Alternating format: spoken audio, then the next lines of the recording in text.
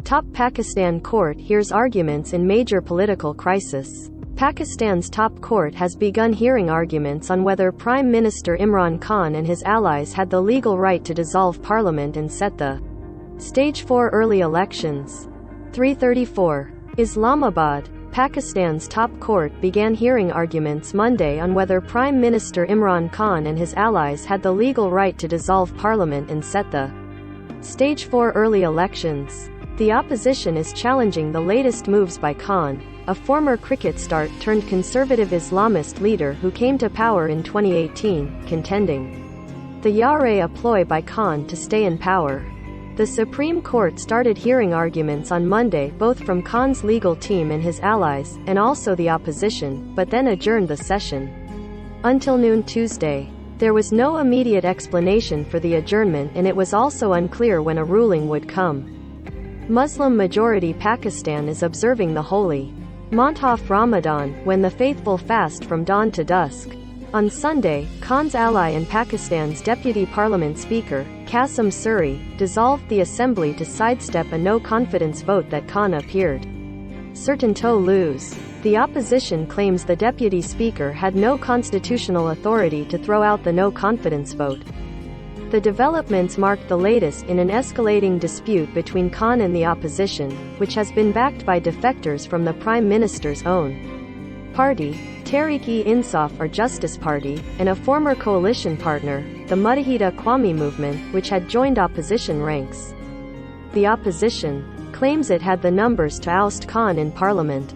It has also accused him of economic mismanagement.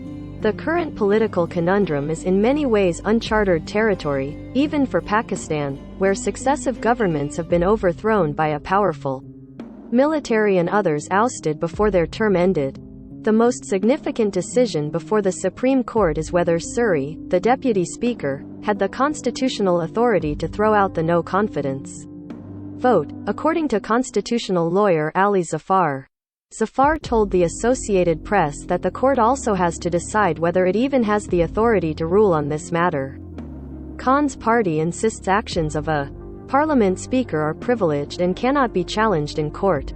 If the court rules the deputy speaker was out of line, the parliament will reconvene and hold the no-confidence vote on Khan, legal experts say.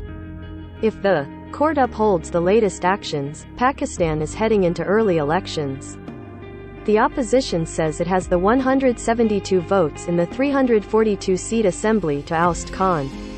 After Suri on Sunday threw out the no-confidence motion, Information Minister and another Khan ally, Fawad Chaudhry, accused the opposition of plotting regime change with the backing of the United States.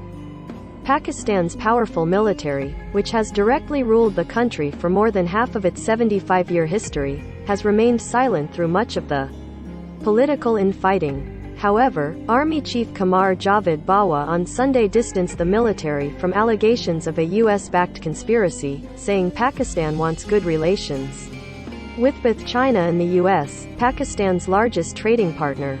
Khan, an outspoken critic of Washington's war on terror and Pakistan's partnership in that war, claims the US wants him gone because of his foreign policy choice and for refusing to distance Pakistan from China and Russia.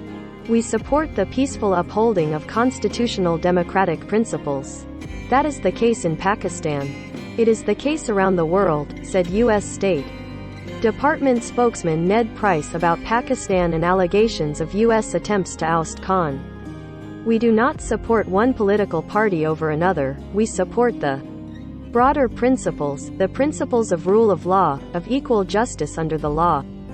However, Michael Kugelman, deputy director of the Asia program at the Wilson Center, sees the latest political wrangling as just another part of a recurring pattern in Pakistan of governments undermining the democratic process to maintain their hold on power. Quote, "It underscores a deeply polarized society," Kugelman added. While Khan's supporters may think dissolving parliament was a stroke of genius to avoid a no-confidence vote, his critics think he has acted recklessly and essentially pulled off a legal coup, plunging the country into a constitutional crisis. Separately, Pakistani President Arif Alvi, another Khan ally, was ignoring Monday's deliberations before the Supreme Court and was forging ahead with preparations for an interim government that would see Pakistan through elections. Under the constitution, Khan would remain prime minister until the appointment of a caretaker premier, Alvi said in a tweet. Associated Press writers Munir Ahmed in Islamabad and Matthew Lee in Washington contributed to this report. Follow Kathy Gannon on Twitter at www.twitter.com/KathyGannon.